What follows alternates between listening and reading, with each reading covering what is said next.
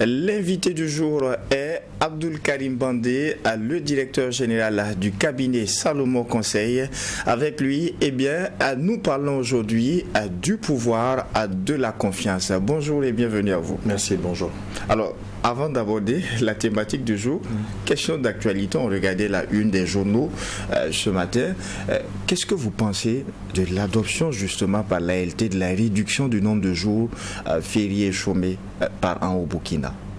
Je crois que ça va de soi, que ce soit dans une famille, dans la vie d'un individu, d'une entreprise. Lorsque nous passons par des moments difficiles, le seul levier pour tenir, c'est de réduire ses charges. Voilà, il faut compresser, il faut réduire les charges pour tenir et attendre la meilleure période pour repartir. Donc pour moi, c'est tout à fait normal que dans un contexte comme celui-là, le souci soit véritablement de réduire au mieux les coûts et d'encourager la productivité et l'effort.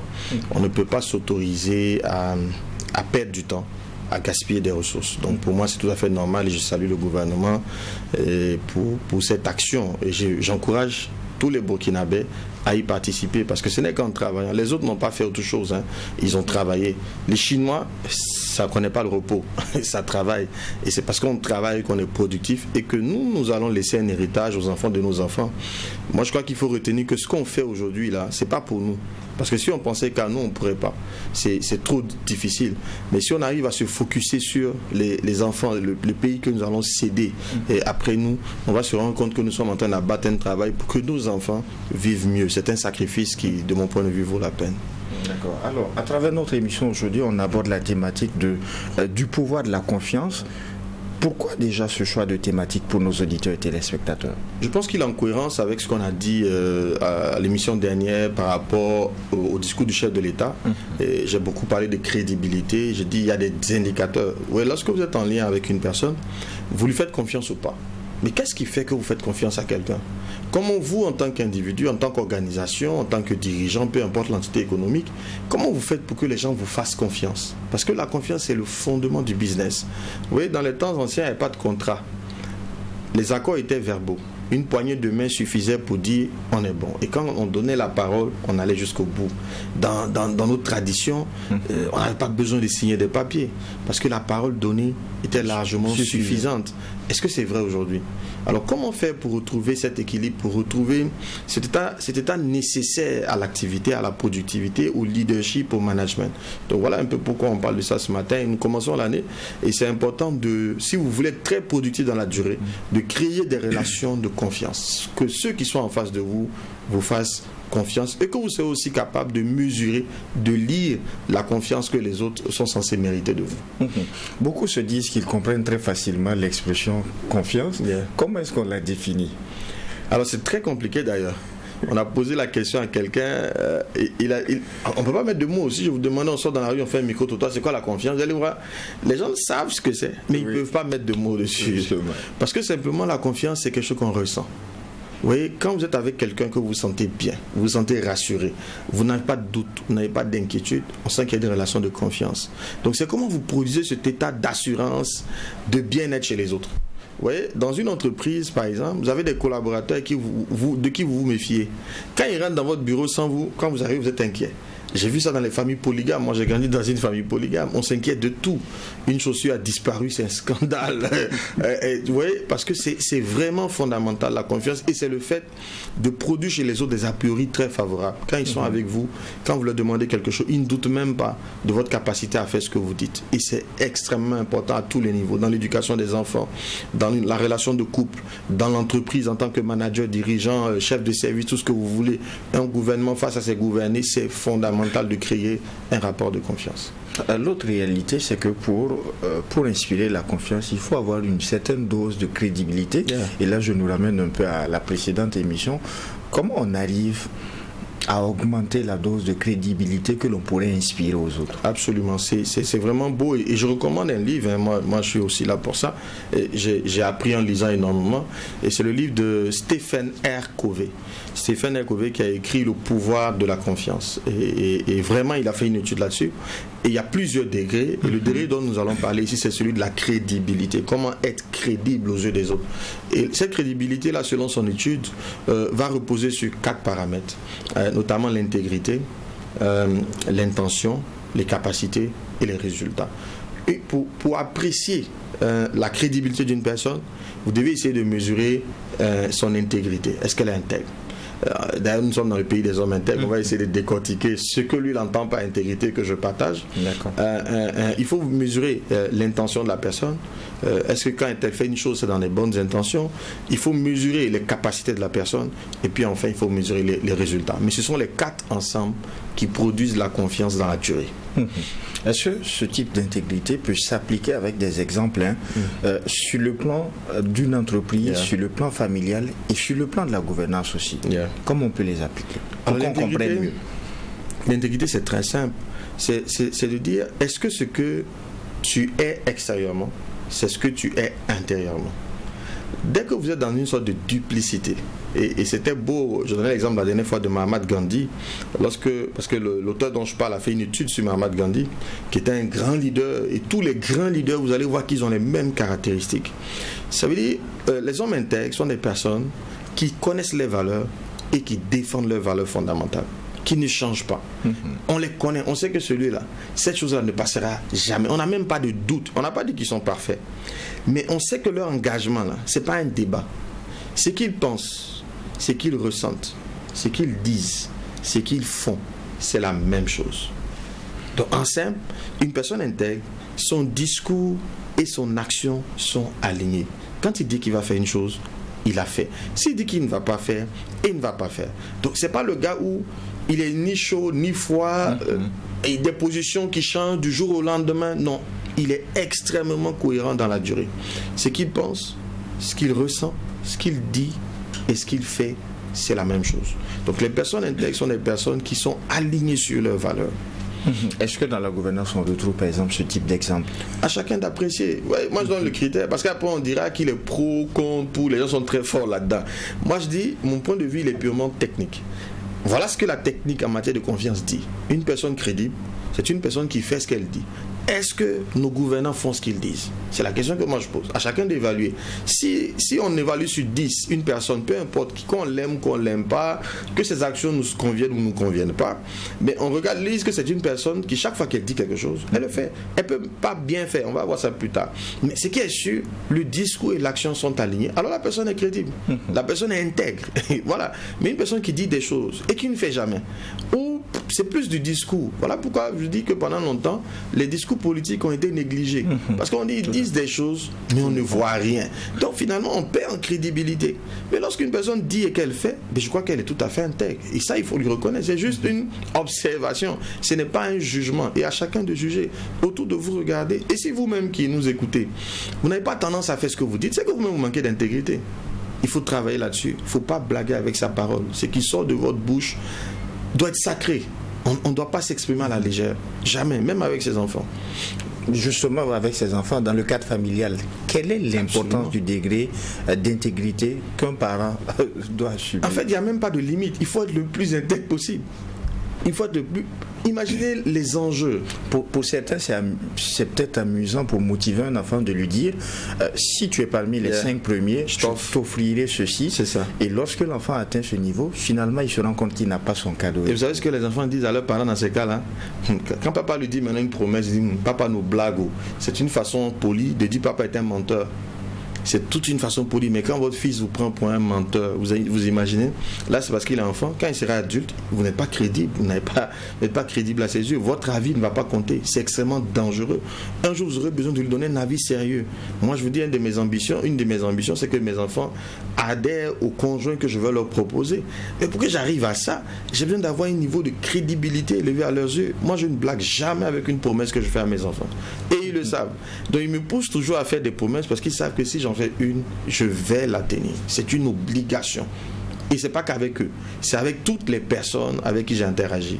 Parce que j'ai besoin de construire ma crédibilité, mon intégrité. Et nous sommes dans le pays des hommes intègres. Le Burkinabé, quand il parle, ça ne devait pas être quelque chose qu'on puisse remettre en cause parce qu'on sait qu'il va faire. Et nous devons travailler à relever notre niveau d'engagement. Quand vous signez un contrat de travail, c'est un engagement que vous avez pris.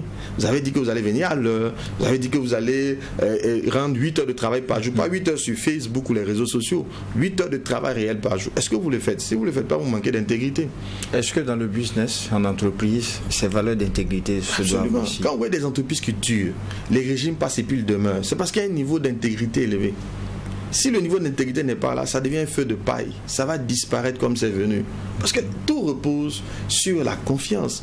Quand vous pouvez aller acheter une marque, un bien, que vous n'avez jamais essayé, il est dans un carton. Vous le prenez, vous partez chez vous. Mais vous avez dépensé peut-être 1 million pour l'acheter. Comment vous faites ça? C'est parce que vous avez confiance en la marque. Mais quand vous voyez une nouvelle marque que vous ne connaissez pas, on vous dit par exemple un bien, un téléphone portable, on dit qu'il coûte 1 million. Un autre, c'est le même type, il coûte 100 000. Vous allez dire non, celui de 100 000, je ne l'achète pas. Pourquoi? Parce qu'on n'a pas confiance en lui. Celui d'1 million, vous ne savez même pas d'où il vient. Dès que la marque est apposée là-dessus, vous êtes prêt à payer. Pourquoi? Vous faites confiance à la marque. La confiance est la base du business.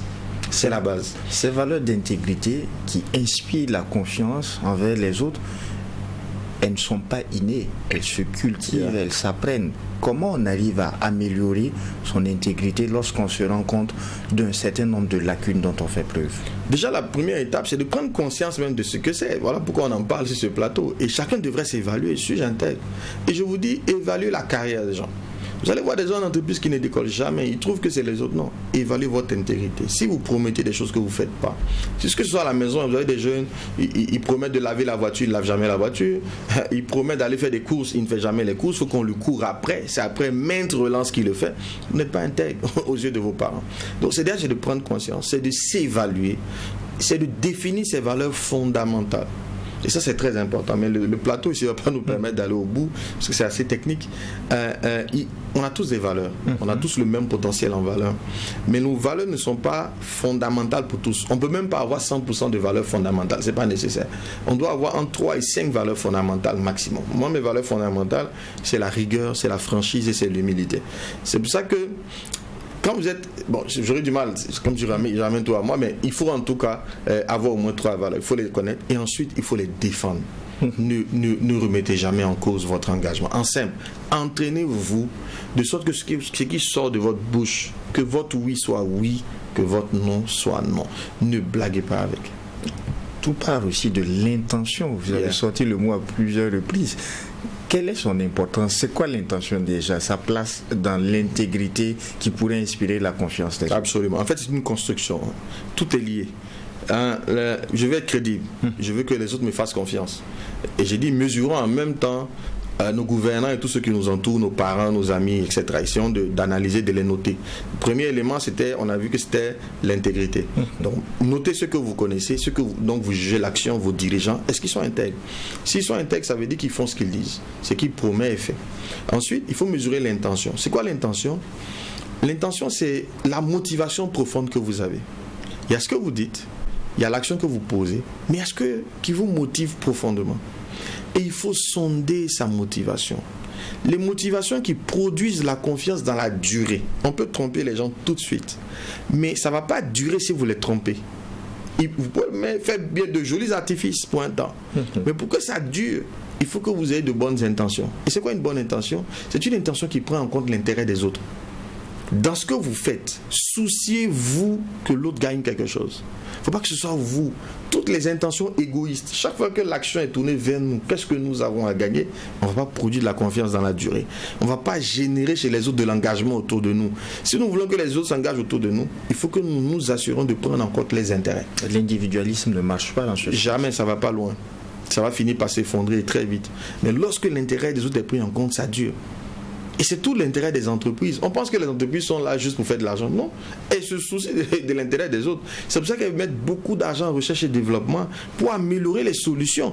Leur préoccupation première, c'est d'améliorer la vie des autres. Donc elles prennent l'intérêt des autres. Et c'est parce qu'elles répondent aux intérêts des autres que les autres leur donnent leur argent en retour.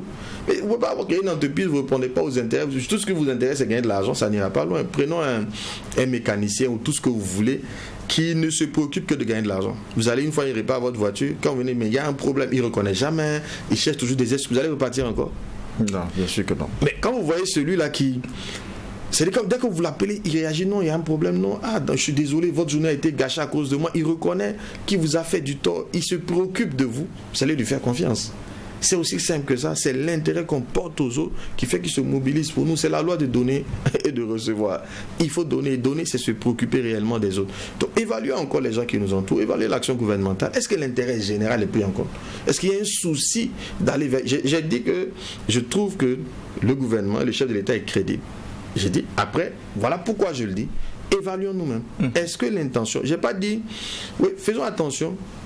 Chez la plupart des gens, quand une action ne nous arrange pas, on ne sait plus être objectif. Une action peut... C'est-à-dire? Je donne un exemple concret. Mon épouse, c'est un sujet de mon livre d'ailleurs, elle est renvoyée de son emploi. Dès qu'elle est renvoyée de son emploi, elle rentre à la maison se plaignant. Oui, les gens sont mauvais, les patrons, j'ai dit, c'est ça. Analysons ton renvoi. C'est vrai que la décision qu'on te renvoie, ça ne te plaît pas, je suis d'accord. Mais est-ce que ça veut dire que c'est mauvais? Est-ce que c'est subjectif? Est-ce que ce n'est pas une décision qui était nécessaire à prendre? Est-ce que si tu étais à la place de ton patron, tu aurais fait autrement? C'est trop facile de juger les autres parce que ça ne nous arrange pas. Mais quand on finit l'analyse, elle se rend compte que tiens, la décision était bonne. Elle était même juste. C'est parce qu'elle ne m'arrange pas qu'elle est injuste. Il faut bien renvoyer quelqu'un. Tu es le moins performant. Pourquoi tu veux qu'on te garde? C'est sur la base de quoi on fait ça? C'est une attente qui est déraisonnable. Donc, une chose peut ne pas m'arranger, mais ça ne veut pas dire qu'elle n'est pas juste. Donc ici, ce que je souhaite qu'on mesure, ce n'est pas nous. Il faut se sortir de la relation et puis apprécier l'intention généralement, puisque le rôle d'un gouvernement, ce n'est pas de favoriser des individus. C'est de mener une politique dans l'intérêt général. Donc je m'assois, j'analyse, est-ce que l'intérêt général est priorisé? Quand je prends mon patron, quand il prend ses décisions, est-ce que c'est l'intérêt général qui est priorisé? Est-ce que c'est la pérennité de l'entreprise qui est prise en compte? La décision, comme je dis, peut ne pas m'arranger. Mais est-ce qu'elle arrange le groupe?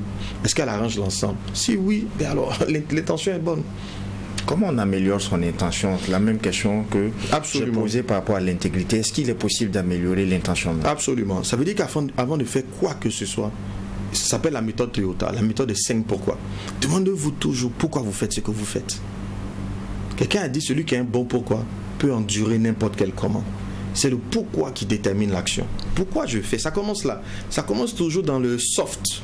On voit l'action, le corps physique qui fait les actions. Mais c'est pas ça, nous sommes plus loin dedans. Nous sommes un esprit. Donc c'est ton soft, c'est ton âme qui est la question importante. Du coup, pose-toi toujours la question de pourquoi je fais ce que je fais. Qu'est-ce que les autres y gagnent dans l'action que je veux mener là? En quoi je prends en compte l'intérêt des autres?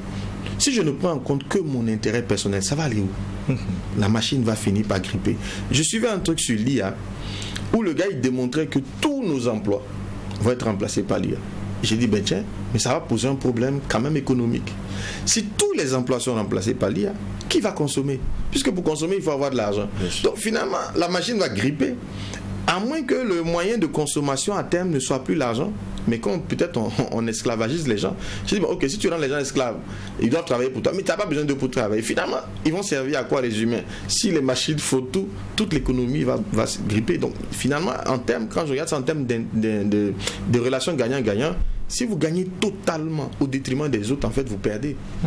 Voilà, vous perdez parce que finalement, ça ne va pas marcher. Puisque tout est imbriqué, c'est un système. Il faut s'assurer que chaque maillon du système gagne. Il y a un équilibre qu'il ne faut jamais perdre de vue.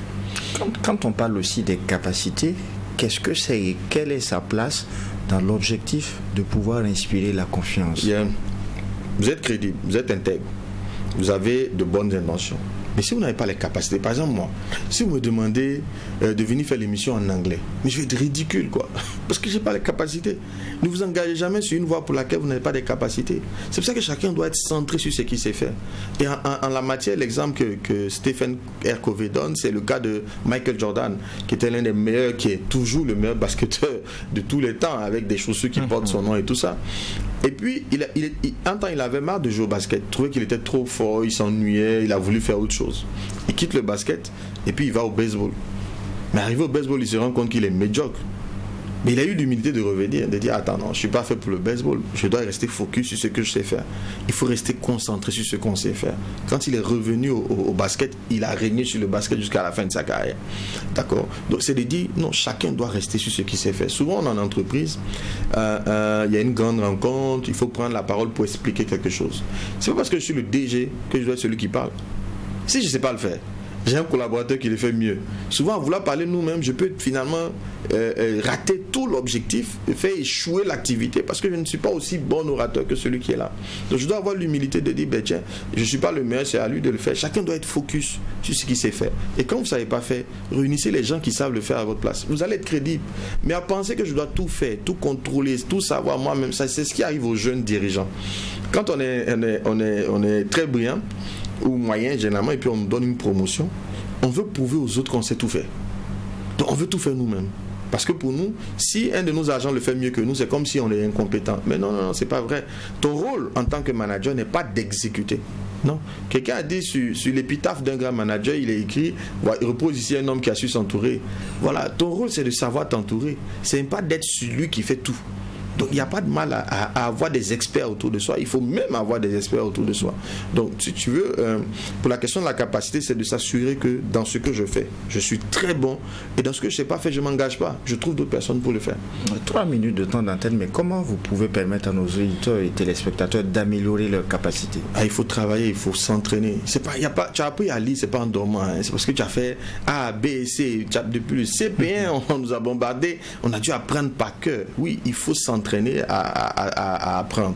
Ensuite, il faut avoir j'en ai parlé dans mon livre, on revient dessus souvent, la question de la connaissance, la sagesse, de l'intelligence. Il ne faut pas juste apprendre intellectuellement. Et ça, c'est le problème de nos jeunes. Focuser sur l'obtention du diplôme. Non, il faut avoir de la connaissance. Et la véritable connaissance, là, ça fait mal d'apprendre.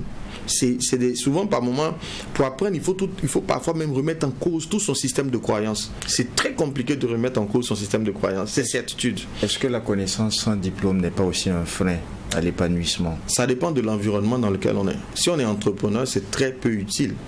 Voilà, mais si on est... Pas la connaissance n'est pas peu utile, on parle du diplôme, c'est clair. Hein? Bien sûr, je vous dis que vous prenez nos ladji. Mais souvent, on ne se rend même pas compte que souvent ils ont des masters en arabe. On pense parce qu'ils ne parlent pas français, ils ne sont pas intellectuels. Ça n'a rien à voir. Il y en a qui ont appris l'arabe, ils lisent en arabe, ils font des recherches sur le net en arabe, mais ils ne parlent pas français. Et puis il y en a qui n'ont même pas fait d'études ni en arabe ni en français, mais ils apprennent. Apprendre n'a rien à voir avec le diplôme. Le diplôme, c'est nécessaire. Il vient juste prouver que vous avez appris des choses. Mais si vous avez un diplôme qui n'a pas de connaissances associées, ça ne sert à rien. Voilà. Mais c'est d'abord d'apprendre. Il faut vraiment apprendre. Maintenant, lorsqu'on est employé, on est dans une entreprise, le diplôme va devenir nécessaire. Parce qu'il y a des règles, il faut bien justifier quand on vous donne un poste. Voilà. Et ça, c'est nécessaire d'avoir. Mais le diplôme doit toujours être associé à de la connaissance. À la connaissance. In fine, quand on arrive à avoir une idée du pouvoir de la confiance, de ce qu'elle requiert, l'intégrité et tout, on se dit que c'est parce qu'on recherche un résultat. Yeah. Quel est le résultat? Quelle est la place du résultat? Ça, c'est le dernier paramètre. Vous êtes intègre, vous avez de la bonne intention, vous avez la bonne capacité. Mais si vous n'avez pas de résultat, on ne va pas vous faire confiance. Et là encore, regardez autour, regardez ce qui se fait. Est-ce qu'on a des résultats ou pas? Pendant des années, on a dit qu'on ne pouvait pas acheter d'armes. On voit des armes qui rentrent en pagaille. Oui, on va dire que oui, on n'a pas encore fini de gagner la guerre. Mais quand même, on sent qu'il y a beaucoup plus d'efforts. Il y a des jalons. Parce que le résultat, à terme, il n'est pas évident à atteindre. Mais il y a les jalons. Est-ce qu'il y a des jalons? Est-ce qu'il y a on a des victoires d'étape qui nous montrent qu'effectivement, on progresse vers un objectif, vers un résultat final? Pour moi, il faut vraiment prendre du recul, nous oublier nous-mêmes et évaluer de manière objective. Voilà, donc le résultat, que vous soyez un père de famille, que vous soyez un dirigeant d'entreprise, un chef d'équipe, si vous ne produisez pas de résultats par rapport à l'engagement que vous avez pris, on ne va pas vous faire confiance. Et là-dessus, il faudrait investir du temps. Absolument, du temps et toutes vos ressources. Et une des ressources clés pour produire du résultat, c'est le temps. Ce n'est pas l'argent, c'est le temps. Le temps que vous consacrez à faire quelque chose. Parce que lorsque vous méditez une chose, vous vous rappelez de ce savant qui s'est écrit Eureka. J'ai trouvé, lorsqu'il était dans sa baignoire, parce que pendant des mois et des mois, il cherchait une réponse à une équation. Quand vous méditez un objectif, un projet longtemps, des solutions vous viennent. C'est comme ça qu'on innove. Mais si vous ne consacrez pas assez de temps, ça ne va pas marcher. Le mot de fin de la semaine. Vraiment que Dieu bénisse le Burkina Faso et soyez heureux. Merci beaucoup, Abdul Karim Bandé. Je rappelle que vous êtes le directeur général du cabinet Salomon Conseil. Merci pour cette consécration à ce partage de temps d'antenne avec nous. Merci. Merci également à vous, auditeurs et téléspectateurs. C'est tout pour ce numéro largement consacré au pouvoir de la confiance. En attendant de vous retrouver, Dieu voulant, pour un prochain numéro, Abdul Karim l'a dit, que Dieu bénisse le Burkina Faso. Au revoir.